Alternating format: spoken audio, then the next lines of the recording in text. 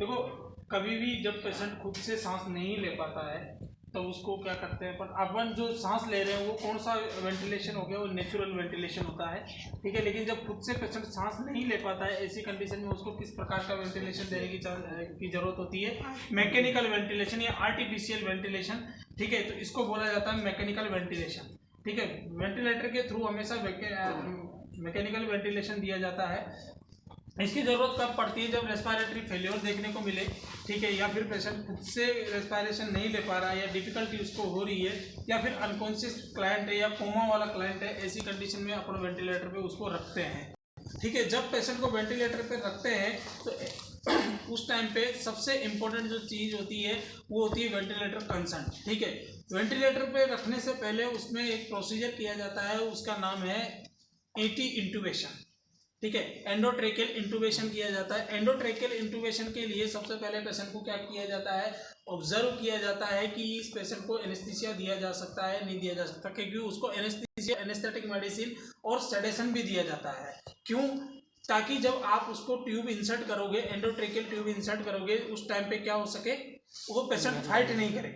जैसे कि अपन एक उंगली डालते हैं अपने मुंह के अंदर तो अपना गैग रिफ्लेक्स आते हैं, ठीक है। तो उन गैग रिफ्लेक्स को भी मतलब रिलैक्स किया जाता है, तो उसके लिए मसल रिलैक्सेंट भी अपन देते हैं, सेडेशन भी देते हैं, जैसे कि मिडाजोलम वगैरह, एट्राक्यूरियम देते हैं मसल रिलैक्सेंट की फॉर्म में, ठीक है।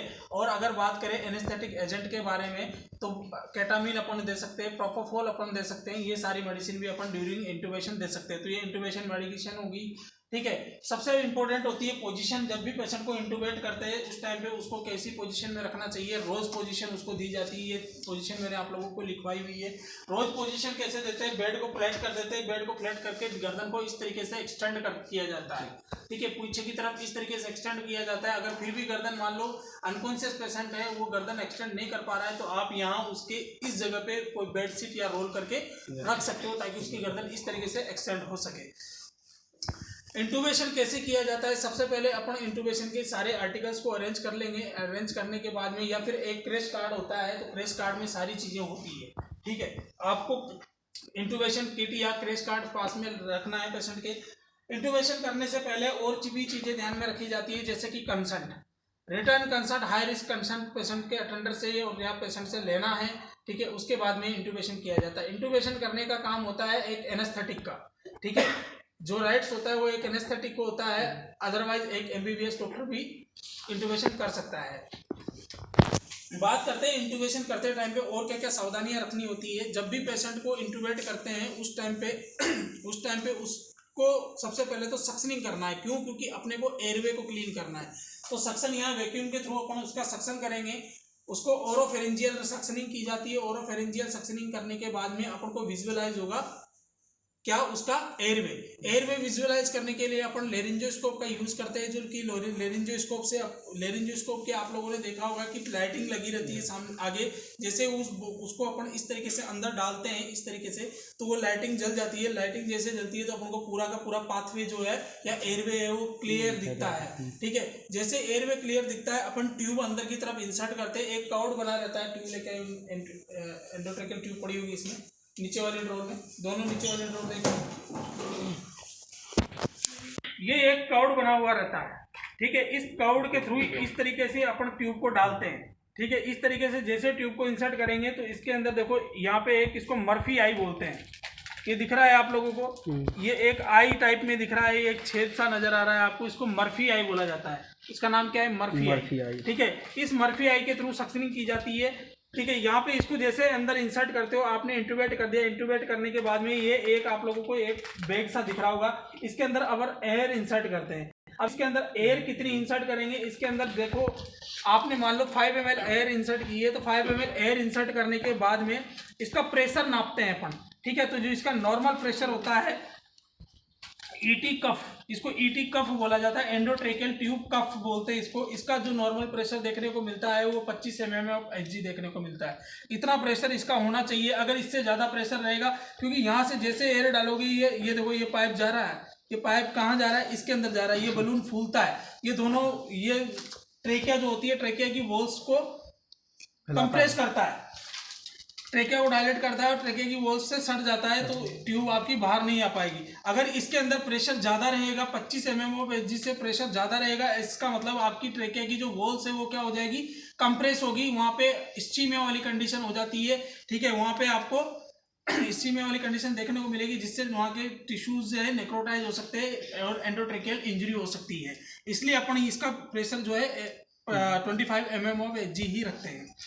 उसके बाद बात करते हैं यहाँ पे इसके बारे में, अब बाद में बात करेंगे। जैसे अपने ट्यूब इंसर्ट कर दी, ट्यूब इंसर्ट करने के बाद में आपने क्या कर देना है, इसको इन्फ्लेट देना है। इन्फ्लेट का मतलब इसको फुला देना है एयर इंसर्ट करके, और इसका प्रेशर चेक कर लेना है। पेशेंट इंट्यूबेट हो गया है अपना। उसके बाद में बात करते हैं वेंटिलेटर के बारे में।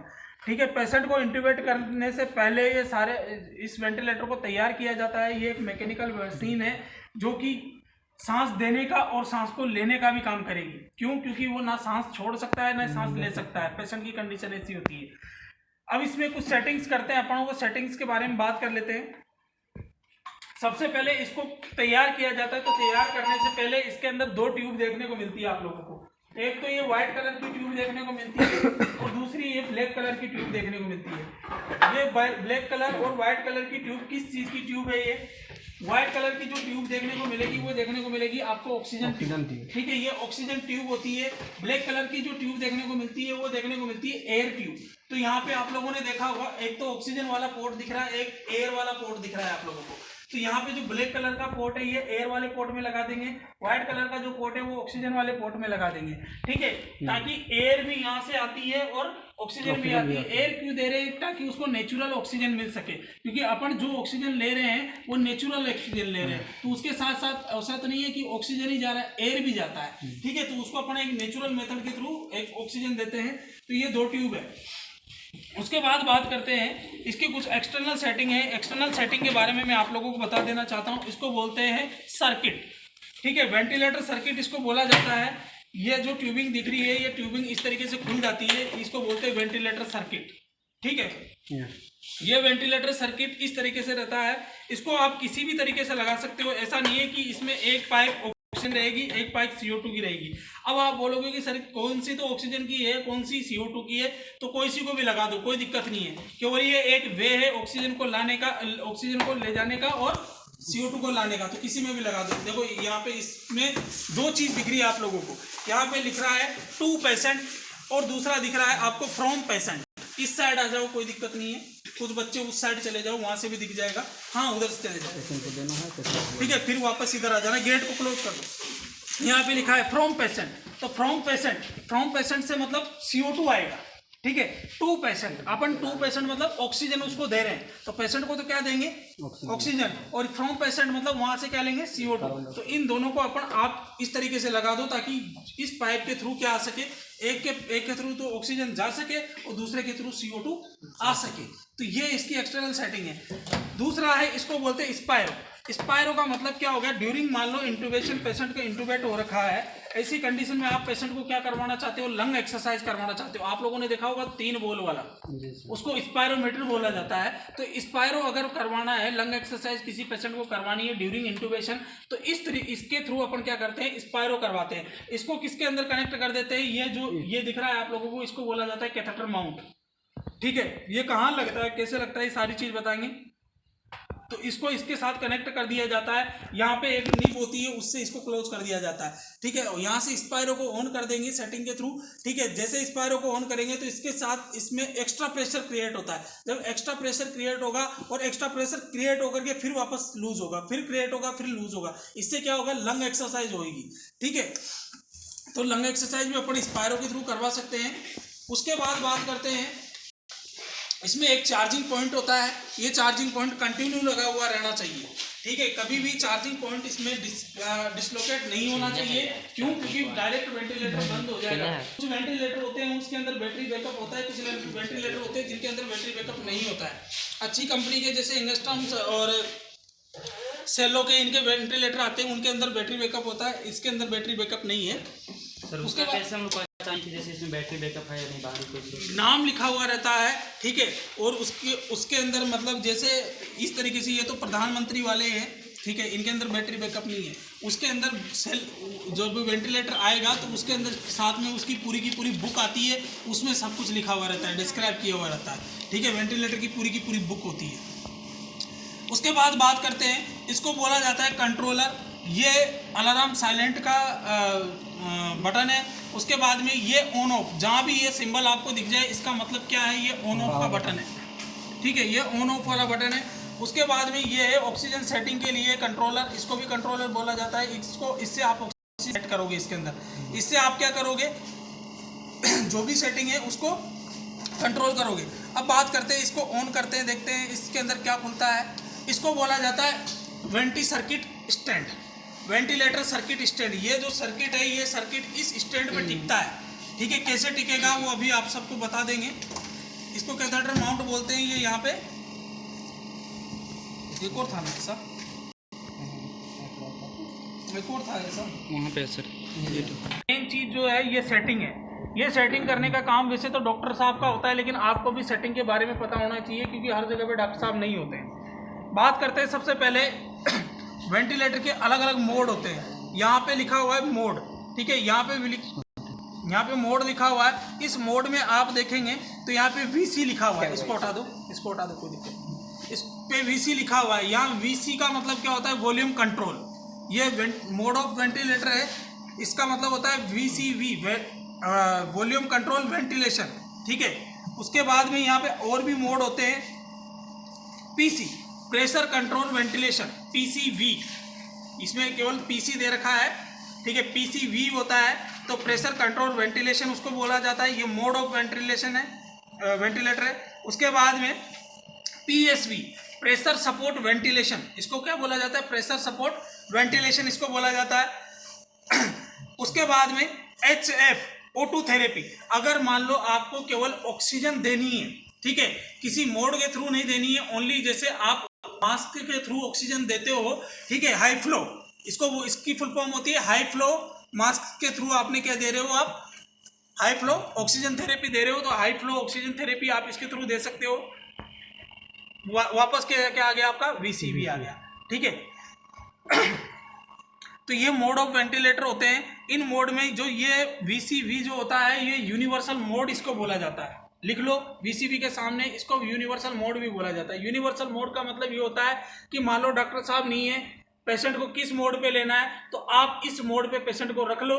ठीक है, किसी भी प्रकार का कितना भी पेशेंट हो, इस मोड पे पेशेंट को रख दो, उसको सपोर्ट होगा। ठीक है, ऑक्सीजन जाता रहेगा। जब डॉक्टर साहब आएंगे तो उनको जो भी सा भी मोड लगेगा, उसका एचएसटी एक्सरे देख करके, उसकी कंडीशन देख करके, तो वो उस मोड को फिर चेंज कर देंगे। तो इसको यूनिवर्सल मोड बोला जाता है। अगर आपको नहीं समझ में आ रहा है तो आप उस पेशेंट को इस मोड पे रख सकते हो, कोई नुकसान नहीं होगा।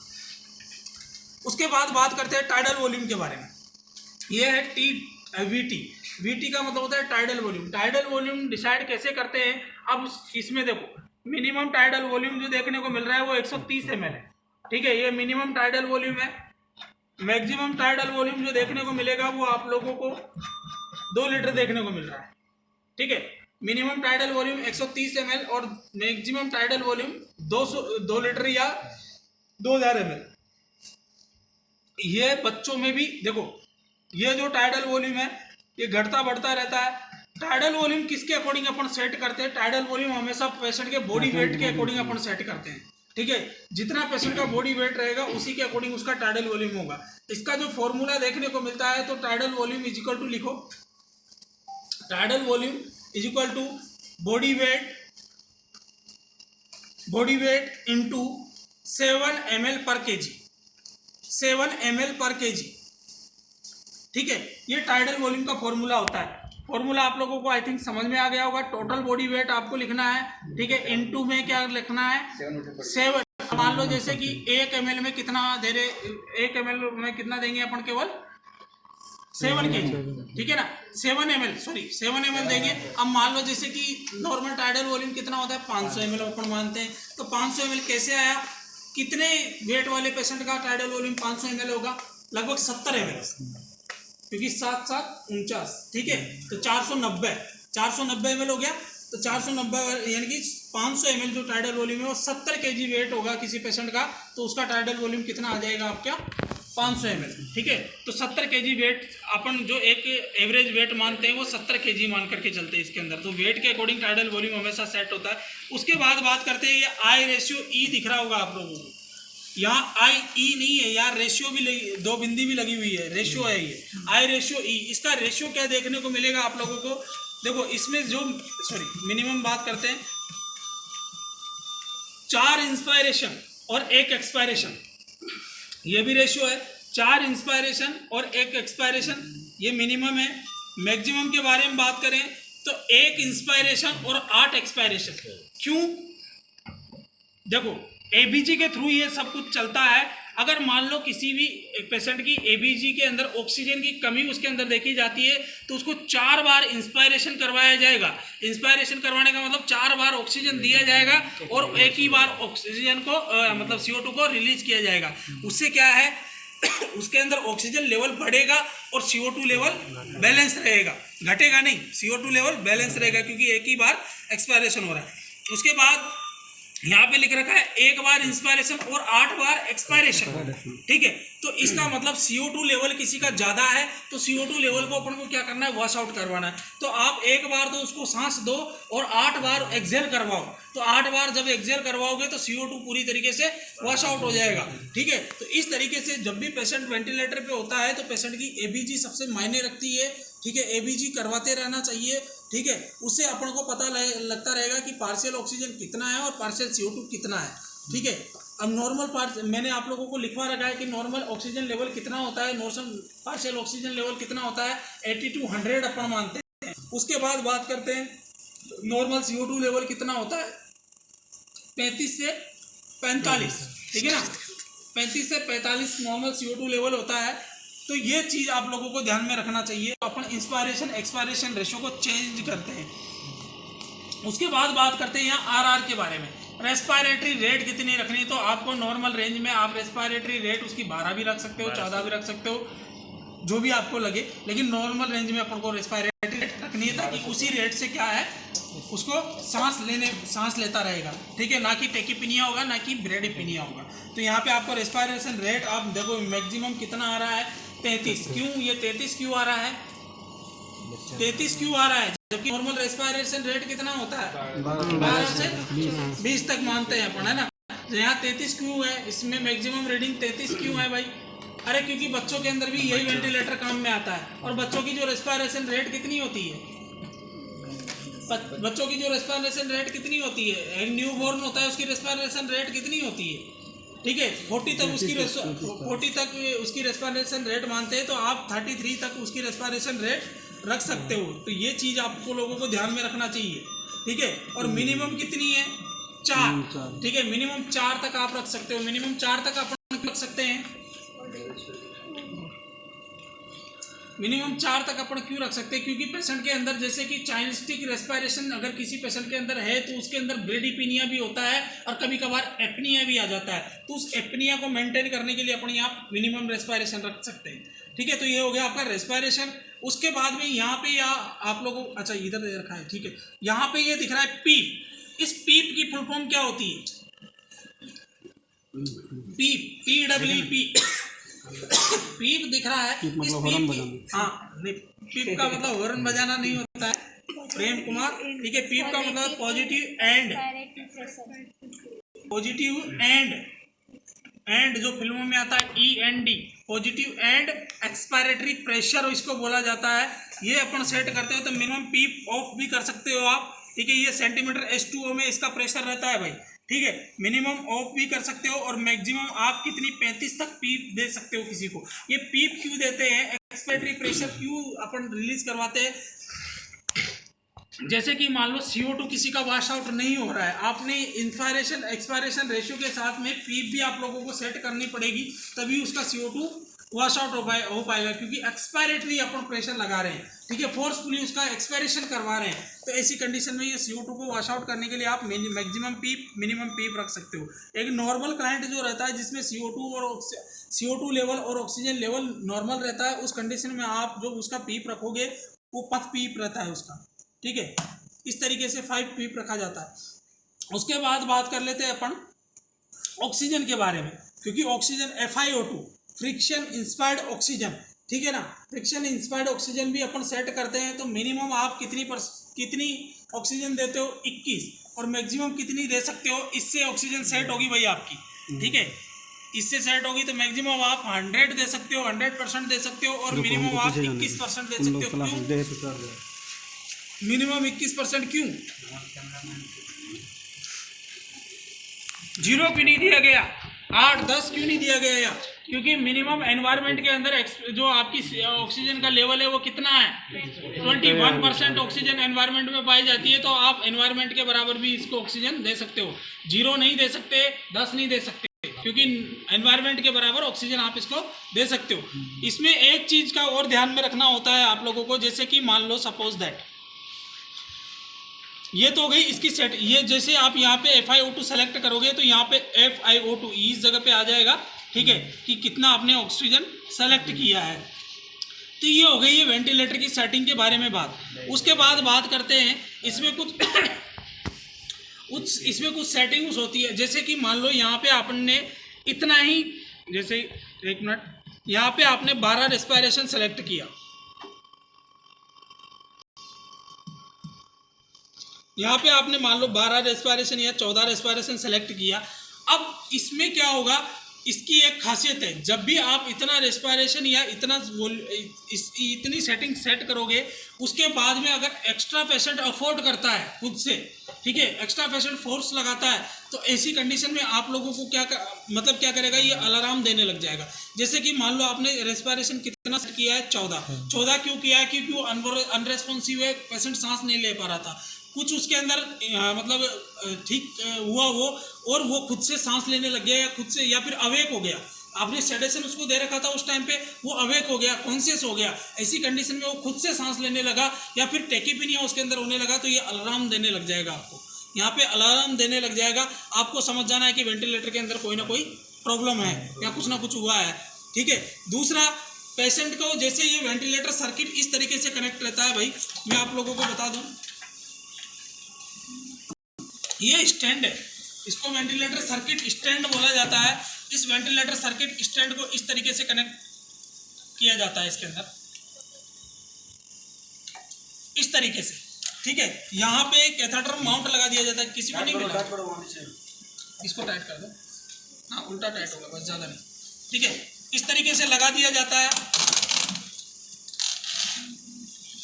यहाँ पे इसके आगे ये कैथेटर माउंट लगा दिया जाता है, क्योंकि यहाँ पे ऐसा ही पोर्ट बना हुआ रहता है, इस जगह पे भी यार टूटा हुआ है, ये किसी में हो तो ले आओ, ठीक है। देखो दिलीप, इसको क्या है, आप समेट करके ऐसे शॉर्ट भी कर सकते हो और इसको लॉन्ग भी कर सकते हो, ठीक है, इस तरीके से शॉर्ट भी कर सकते हो, इसको लॉन्ग भी कर सकते हो, दोनों तरीके से पोजीशन चेंज हो जाती है इसकी। इसको ऐसे मोड़ भी सकते हो, इसको ऐसे भी मोड़ सकते हो, ऐसे भी कर सकते हो। तो यहाँ पे इसको कनेक्ट कर दिया जाता है, इसको कैथेटर माउंट बोला जाता है। इससे ट्यूब कनेक्ट होती है, इससे क्या कनेक्ट होती है, ट्यूब कनेक्ट होती है। यहाँ पे इस तरीके से ये पोर्ट इसके अंदर पूरी तरीके से फंस जाता है, और इस तरीके से ये ऐसे ट्यूब कनेक्ट हो जाती है, ठीक है। तो यहाँ से ऑक्सीजन आई और इसके थ्रू इसके अंदर आई, यहाँ पे चली गई। इसके बीच में इसके मतलब जो वेंटिलेटर सर्किट है और इस कैथेटर माउंट के बीच में एक फिल्टर लगाया जाता है, उसको HME फिल्टर बोला जाता है, HME फिल्टर, ठीक है। म्यूकस एक्सट्रैक्टरी फिल्टर बोला जाता है उसको, म्यूकस एक्सट्रैक्टरी फिल्टर बोला जाता है, ताकि जो भी मान लो जैसे आपने इस पेशेंट को कनेक्ट किया ये वेंटिलेटर, ठीक है, इस तरीके से कनेक्ट कर दिया ये ट्यूब के थ्रू, जैसे सांस लेगा तो इधर से जो ऑक्सीजन जाएगी या एयर जाएगी वो भी फिल्टर होकर के जाएगी, और उधर से जो पेशेंट की इस तरफ से जो CO2 आएगी वो भी फिल्टर होकर के आएगी, ताकि माइक्रो ऑर्गेनिज्म किसके अंदर नहीं जाना चाहिए, आपकी इस मशीन के अंदर एंटर नहीं होना चाहिए। तो म्यूकस एंड एक्सट्रैक्टरी फिल्टर इसके अंदर इसके बीच में लगाया जाता है, उसको HME फिल्टर बोला जाता है।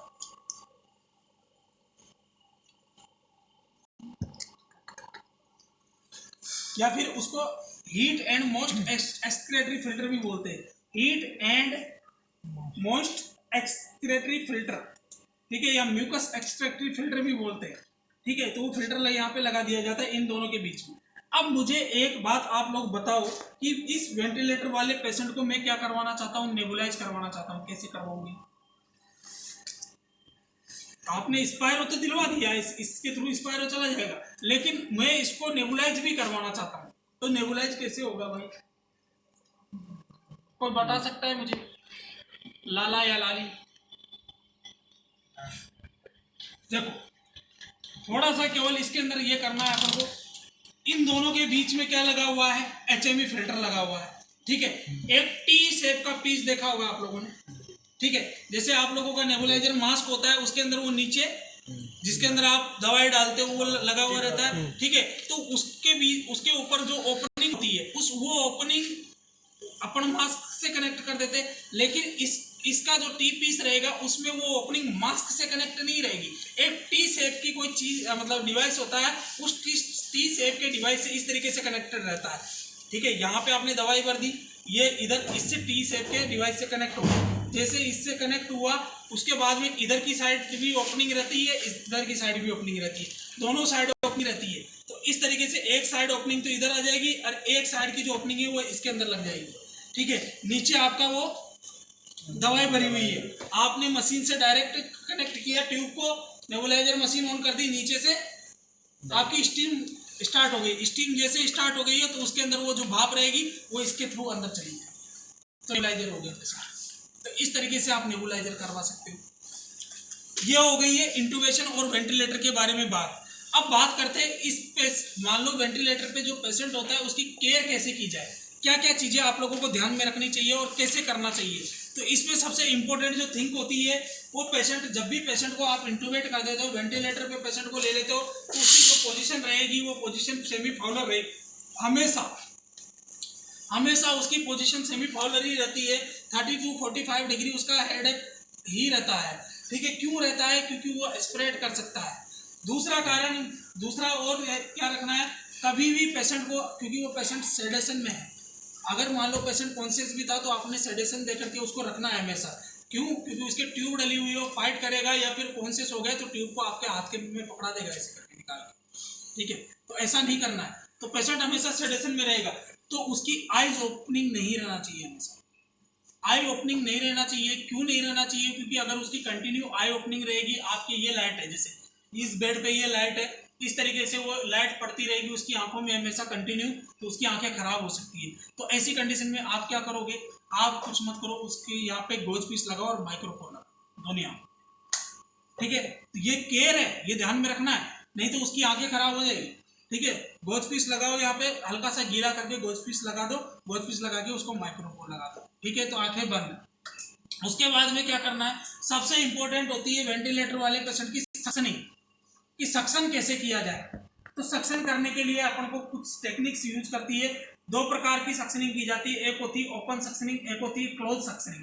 तो जो ये इस वैक्यूम के थ्रू ही किया जाता है, इसका जो प्रेशर देखने को मिलता है वो अलग अलग कैंडिडेट के अंदर अलग अलग होता है, ठीक है। तो सबसे पहले लिखो न्यूबॉर्न, सबसे पहले न्यूबॉर्न लिखो, फिर उसके बाद में लिखो आप न्यूबॉर्न लिखो, इन्फेंट लिखो, चिल्ड्रन लिखो,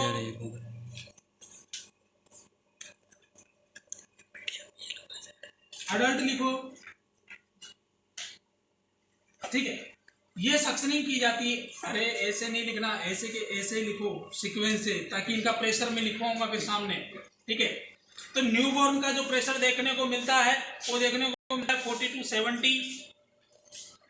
70। इसमें देखो यहाँ पे ये वैक्यूम लिखा हुआ है, mm of Hg में ये प्रेशर रहता है, ठीक है। तो इसमें जो देखने को मिलेगा आप लोगों का वो ये अडल्ट की फॉर्म में है। इसका जो मीटर है, इसमें जो वैक्यूम है, ये वैक्यूम जो लगाया गया है वो अडल्ट वाला वैक्यूम लगाया गया है। इसमें एक इन्फेंट वाला ये बच्चा वैक्यूम होता है जो कि चिल्ड्रन वार्ड में ही आपको NICU में मिलेगा, ठीक है। SNCU में या NICU में मिलेगा। तो यहाँ पे जो इसका जो प्रेशर देखने को मिलेगा वो देखने को मिलेगा 40 to 70 mm of Hg देखने को मिलेगा। उसके बाद में बात कर लो आप इन्फेंट के बारे में, तो इसका प्रेशर देखने को मिलेगा आप लोगों को 80 to 100। चिल्ड्रन के बारे में बात करें तो 120 इसका प्रेशर देखने को मिलेगा, ठीक है,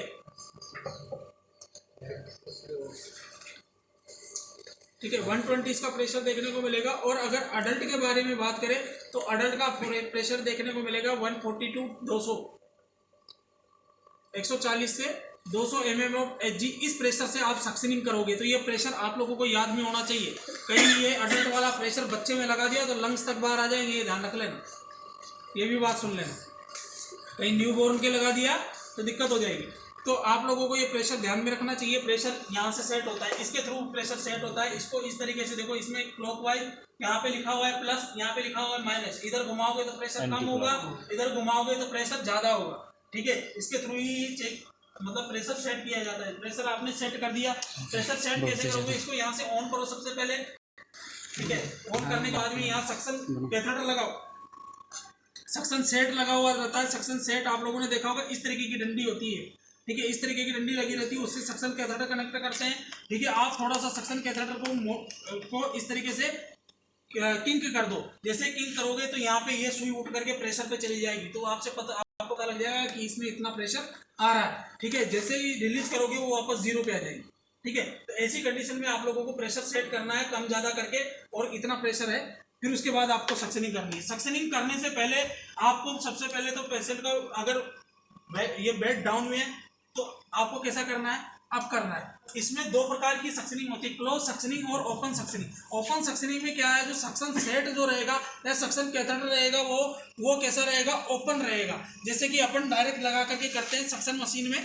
ठीक है, डायरेक्ट ओपनली अपन सक्शनिंग कर देते हैं। एक होता है क्लोज सक्शनिंग, वो क्या है, पूरी तरीके से रेपर में होता है। मतलब एक पॉलीथीन होती है, पॉलीथीन का रेपर होता है, उसी के अंदर ही रहता है। आपको ग्लव्स भी पहन लिए, दूसरा वो उसके अंदर पन्नी के अंदर है। आपने उसको पन्नी को इकट्ठा किया, इस तरीके से इकट्ठा करते जाते हो, कैथेटर आगे निकलता जाता है।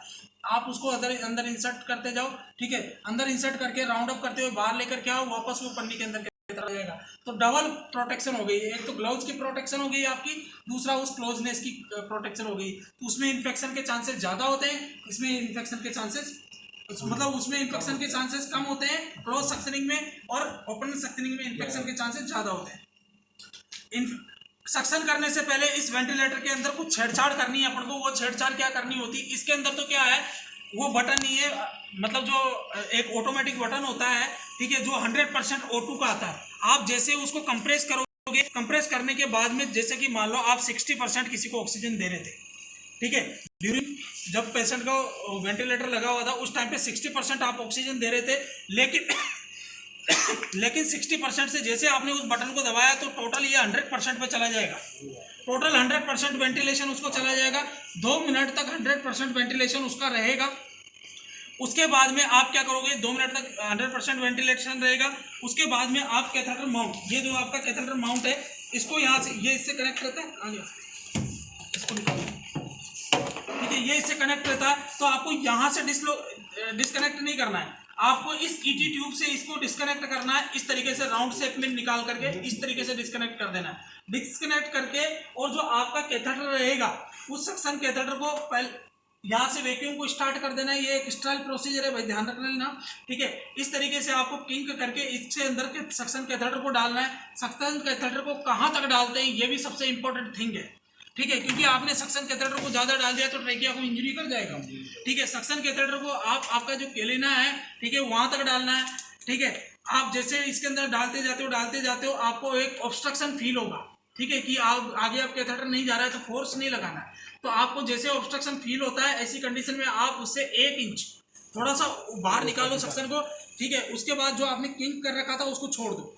जैसे किंक कर रखा था उसको छोड़ा, यहाँ से प्रेशर क्रिएट होगा, उसको राउंड अप करते हुए आप बाहर निकालो। तो जो राउंड अप करते हुए बाहर निकालोगे तो इस ट्यूब की जो वॉल्स हैं, उन वॉल्स से भी वो टच होते हुए आएगा, और टच होते आकर के इसकी जो वॉल्स है ट्यूब की, उस पर जो अगर सिक्रेशंस लगे होंगे या कुछ म्यूकस लगा हुआ होगा, वो म्यूकस भी कैसा हो जाएगा, निकल जाएगा।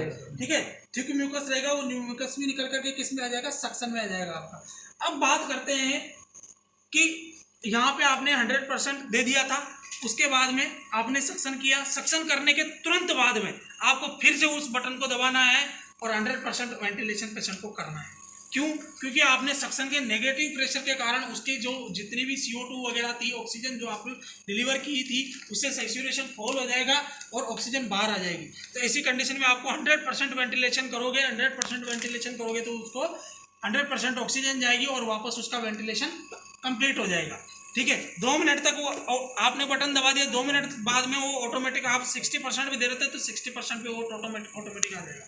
अगर ऐसा बटन नहीं है, ये वेंटिलेटर इस प्रकार का वेंटिलेटर है, तो यहाँ पे सबसे पहले आपको 100% देना है और घड़ी के टाइम से 2 मिनट तक उसको देना है, ठीक है। उसके बाद में आपको सक्शनिंग करनी है। सक्शनिंग करने के बाद में आपको वापस इसको 60 पे लेकर वापस 100% देना है, ठीक है। सक्शन के बाद में भी 100% वेंटिलेशन उसको करना है घड़ी के टाइम के साथ। वापस फिर 60 पे या 70 पे जो भी आपका ऑक्सीजन चल रहा था उस सेटिंग को आपको मेंटेन करना है। तो ये चीज़ आप लोगों को विशेष ध्यान में रखनी चाहिए। एक चीज़ और बता देता हूँ, सक्शन के टाइम पे कभी भी ट्यूब ब्लॉक हो सकती है। ट्यूब ब्लॉक कब हो सकती है? ऐसा नहीं है, सक्शन का कोई भी डॉक्टर टाइमिंग नहीं डालता है कि 2 आवरली आपको सक्शन कर रहा है, 1 आवरली करना है, नहीं। पेशेंट को जब नीड होती है तब वो कफिंग करता है। पेशेंट को जब नीड होती है तब वो कफिंग करता है, या कफिंग नहीं करता है तो इसके अंदर अलार्म आने लग जाता है, और अलार्म जैसे ही आएगा आपको सक्शनिंग पेशेंट की करनी है। इग्नोर कभी भी नहीं करना है उस सक्शनिंग को, ठीक है। आप जैसे ही सक्शनिंग करो सेम उसी प्रोसीजर से हर बार सक्शनिंग करना है। सक्शन करते टाइम हैंड वॉशिंग करनी है, स्टेराइल ग्लव्स पहनना है। एक बंदा आपको असिस्ट करवाएगा और एक बंदा सक्शनिंग करेगा, 2 लोग मिलकर के एक साथ सक्शनिंग करते हैं, ठीक है। उसने भी ग्लव्स पहन करके रखना है स्टेराइल, और आपको भी ग्लव्स पहन के रखना है। वो जो इसको डिस्कनेक्ट करने का काम, आपको ग्लव्स खोल के देने का काम, ये सब काम उसका रहेगा। इस सक्शन को ऑन ऑफ करने का काम, ये सब काम उसका रहेगा। आपको किसी चीज को टच नहीं करना है। सक्शन कैथेटर जिसको आप यूज कर रहे हो, उस सक्शन कैथेटर को कभी भी टच नहीं करना है आगे से, जहां से ये इस सेक्शन से कनेक्ट रहेगा वहीं से केवल आपको पकड़ करके ऐसे किंक कर देना है। आगे जो लटका हुआ रहता है, जो अंदर इंसर्ट होना है, उसको कभी भी टच नहीं करना है। क्यों? क्योंकि वो आपकी डायरेक्ट ट्रेकिया के अंदर जा रहा है। क्यों? क्योंकि ट्रेकिया के अंदर जा रहा है, इन्फेक्शन कर सकता है। आप लोअर रेस्पिरेटरी ट्रैक्ट में जा रहे हो किसी के, तो कभी भी उसको टच नहीं करना है। वो जैसा स्टाइल है उसी स्टाइल तरीके से आप लोगों को इंसर्ट करना है, राउंड अप करते हुए बाहर लेकर के। कभी भी 10 सेकंड से ज़्यादा, 10-15 सेकंड से ज़्यादा सक्शनिंग नहीं करनी है। ऐसा नहीं है आप लग रहे हो इस तरीके से, अरे सिक्रेशन आ रहे हैं तो दोबारा सक्शनिंग कर लेंगे, ठीक है। 10 to 15 सेकंड तक आप सक्शनिंग करोगे, उसके बाद हाइपर वेंटिलेट करोगे, हाइपर वेंटिलेट करने के बाद में दोबारा सक्शनिंग करोगे, फिर 10 to 15 मिनट तक सक्शनिंग करोगे। इस तरीके से आप 3 बार तक सक्शनिंग कर सकते हो मैक्सिमम, इससे ज़्यादा सक्शनिंग नहीं कर सकते हो। कभी भी ट्यूब ब्लॉक वाली कंडीशन, ट्यूब ब्लॉक कब हो सकती है? अलार्म पेशेंट वेंटिलेटर देगा कि ऑक्लूजन वाला, ऑक्लूजन का मतलब होता है रुकावट, ऑक्लूजन वाला अलार्म ये आपको देगा। तो ट्यूब ब्लॉक कैसे हो सकती है? जैसे मान लो आपने सक्शन नहीं किया, यहाँ से सीक्रेशंस इसके अंदर इकट्ठे हो गए, ठीक है। सीक्रेशन थिक होते हैं, आप लोगों ने देखा होगा जो म्यूकस होती है वो थिक होती है, वो यहाँ पे ड्राई हो जाएगी। क्यों ड्राई होगी? इधर से ऑक्सीजन जा रही है, इधर से CO2 आ रही है, तो वो ड्राई हो जाएगी, यहाँ पे चिपक जाएगी, इसकी वॉल्स पे चिपकते ये उसको नेरो कर देगी। तो ऐसी कंडीशन में क्या उसको ऑक्सीजन प्रॉपर डिलीवर हो पाएगी? नहीं हो पाएगी। जब ऑक्सीजन प्रॉपर डिलीवर नहीं हो पाएगी तो आपको इसका सक्शनिंग कैसे करना है? इसमें SBC नाम से एक इंजेक्शन आता है, सोडियम बाइकार्बोनेट।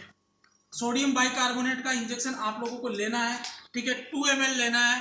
उस मान लो 10 ml की सिरिंज में आपने लिया, 2 ml लिया, 2 ml को 10 ml बना लेना है, और वो 10 ml को आपको 5 टाइम्स तक 2 ml करके इसके अंदर डालना है। जैसे आपने 2 ml डाला, 2 ml डालने के बाद में आप फिर सक्शनिंग करो, ठीक है। फिर हाइपर वेंटिलेट करो, फिर सक्शनिंग करो, ठीक है। फिर 2 ml डालो, फिर इस तरीके से जो आपका सोडियम बाइकार्बोनेट है वो यहाँ की जो म्यूकस है उस म्यूकस को क्या कर देगा? डिजोल्व कर देगा, और सक्शन के थ्रू आप उसको बाहर निकालो, ठीक है।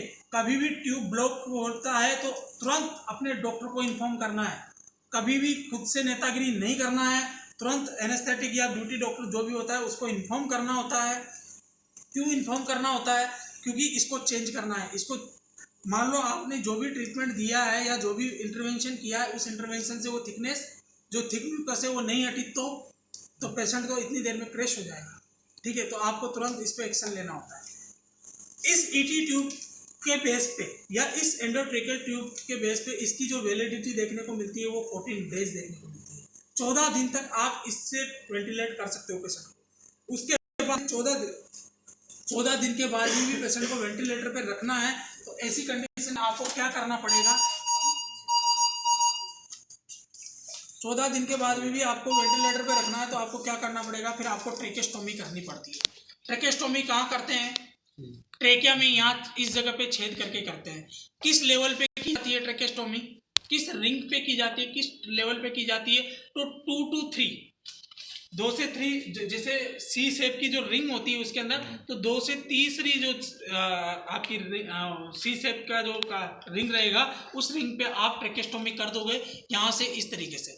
ट्रेकेस्टोमी रोज पोजीशन में की जाती है, ओपनिंग बना दी जाती है यहाँ पे, और उसके अंदर एक ट्रेकेस्टोमी ट्यूब होती है जो इस तरीके से, उसका जो आगे वाला पोर्ट रहेगा वो ऐसे देखने को मिलेगा, इसी तरीके से वो काउड देखने को मिलेगी, लेकिन उसकी जो लेंथ रहेगी वो इतनी सी रहेगी, यहाँ पे इतनी सी लेंथ रहती है ट्रेकेस्टोमी की। ठीक है, ये आपकी ट्रेकिया के अंदर डायरेक्ट रहती है। ठीक है, यहाँ पे ट्रेकेस्टोमी जैसे देखो आप लोगों को ये दिख रहा होगा, ये आप लोगों को ये दो निब दिख रहे होंगे इस तरीके से। ठीक है, ट्रेकेस्टोमी के अंदर भी ऐसे निब होते हैं, लेकिन वो थोड़े से चौड़े होते हैं, उनके अंदर छेद होते हैं, वहां से सुचरिंग कर दी जाती है इस स्किन के थ्रू। ठीक है, ताकि ट्रेकेस्टोमी का फिक्सेशन हो सके। ठीक है, ट्रेकेस्टोमी में भी सेम यही कंडीशन अप्लाई करनी है। सक्शन कर रहे हो तो हाइपर वेंटिलेट करना है, और उसके बाद में आपको सक्शनिंग करनी है। ठीक है, इस तरीके से आप लोगों को ध्यान में रखना चाहिए। इसके अलावा आपका कोई किंतु परंतु कोई क्वेश्चन इससे रिलेटेड?